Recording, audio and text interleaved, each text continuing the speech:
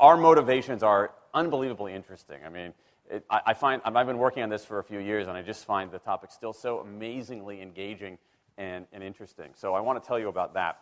The science is really surprising. The science is a little bit freaky, okay? We are not as endlessly manipulable and as predictable as you would think. There's a whole set of unbelievably interesting studies. I want to give you two that call into question this idea that if you reward something, you get more of the behavior you want. If you punish something, you get less of it. So let's go from London to the mean streets of Cambridge, Massachusetts, in the northeastern part of the United States. And let's talk about a study done at MIT, Massachusetts Institute of Technology. Here's what they did. They took a whole group of students, and they gave them a set of challenges. Things like memorizing strings of digits, solving word puzzles, other kinds of spatial puzzles, even physical tasks like throwing a ball through a hoop. Okay, they gave them these challenges, and they said to incentivize their performance, they gave them 3 levels of rewards. Okay? So if you did pretty well, you got a small monetary reward. If you did medium well, you got a medium monetary reward. And if you did really well, if you were one of the top performers, you got a large cash prize. Okay? We've seen this movie before. This is essentially a typical motivation scheme within organizations, right? We reward the very top performers, we ignore the low performers, and the other folks kind of in the middle. Okay, you get a little bit. So what happens? They do the test, they have these incentives. Here's what they found out. 1, as long as the task involved only mechanical skill, bonuses worked as they would be expected. The higher the pay, the better their performance. Okay, that makes sense. But here's what happens. But once the task called for even rudimentary cognitive skill, a larger reward led to poorer performance. Now, this is strange, right? A larger reward led to poorer performance? How can that possibly be? Now, what's interesting about this is that these folks here who did this are all economists, 2 at MIT, 1 at the University of Chicago, 1 at Carnegie Mellon, okay, the top tier of the economics profession. And they're reaching this conclusion that seems contrary to what a lot of us learned in economics, which is that the higher the reward, the better their performance. And they're saying that once you get above rudimentary cognitive skill, it's the other way around. Which seems like this kind of, the idea that these rewards don't work that way seems vaguely left-wing and socialist, doesn't it? It's kind of this kind of weird socialist conspiracy. For those of you who have those conspiracy theories, I want to point out the notoriously left-wing socialist group that financed the research, the Federal Reserve Bank. So this is the mainstream of the mainstream coming to a conclusion that's quite surprising. Seems to defy the laws of behavioral physics. So this is strange. It's strange finding. So what do? They say, this is freaky. Let's go test it somewhere else. Maybe that $50 or $60 prize isn't sufficiently motivating for an MIT student, right? So let's go to a place where $50 is actually more significant relatively. Right? So let's take the experiment. We're going to go to Madurai, India, rural India, where $50, $60, whatever the number was, is actually a significant sum of money. So they replicated the experiment in India roughly as follows. Small rewards, the equivalent of 2 weeks' salary. Small performance, low performance, 2 weeks' salary. Medium performance, about a month's salary. High performance, about 2 months' salary. Okay, so those are real good incentives. Okay, so you're going to get a different result here. Well, what happened, though, was that the people offered the medium reward did no better than the people offered the small reward. But this time around, the people offered the top reward. They did worst of all. Higher incentives led to worse performance. What's interesting about this is that it actually isn't all that anomalous. This has been replicated over and over and over again by psychologists, by some extent by sociologists, and by economists, over and over and over again. For simple, straightforward tasks, those kinds of incentives, if you do this, then you get that, they're great.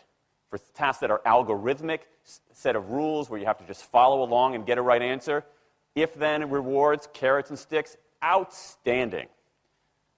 But when the task gets more complicated, when it requires some conceptual, creative thinking, those kinds of motivators demonstrably don't work. In fact, money is a motivator at work, but in a slightly strange way. If you don't pay people enough, they won't be motivated.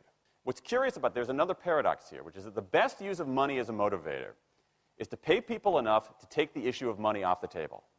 Pay people enough so that they're not thinking about money and they're thinking about the work. Now, once you do that, it turns out there are 3 factors that the science shows lead to better performance, not to mention personal satisfaction. Autonomy, mastery, and purpose. Autonomy is our desire to be self-directed, to direct our own lives. Now, in many ways, traditional notions of management run afoul of that. Management is great if you want compliance, but if you want engagement, which is what we want in the workforce today as people are doing more complicated, sophisticated things, self-direction is better. Let me give you some examples of this, of almost radical forms of self-direction in the workplace that lead to good results. Let's start with this company right here, Atlassian, an Australian company. It's a software company, and they do something really cool. Once a quarter on a Thursday afternoon, they say to their developers, for the next 24 hours, you can work on anything you want. You can work on it the way you want. You can work on it with whomever you want. All we ask is that you show the results to the company at the end of those 24 hours in this fun kind of meeting, not a star chamber session, but this fun meeting with beer and cake and fun and other things like that. It turns out that that one day of pure, undiluted autonomy has led to a whole array of fixes for existing software, a whole array of ideas for new products that otherwise had never emerged. One day. Now, this is not an if-then incentive. This is not the sort of thing that I would have done 3 years ago before I knew this research. I would have said, you want people to be creative and innovative? Give them a freaking innovation bonus. If you can do something cool, I'll give you $2,500. They're not doing this at all. They're essentially saying, you probably want to do something interesting. Let me just get out of your way. One day of autonomy produces things that had never emerged. Right, let's talk about mastery. Mastery is our urge to get better at stuff. We like to get better at stuff. This is why people play musical instruments on the weekend. You got all these people who are acting in ways that seem irrational economically. They play musical instruments on weekends. Why? It's not going to get them a mate. It's not going to make them any money. Why are they doing it? Because it's fun, because you get better at it, and that's satisfying.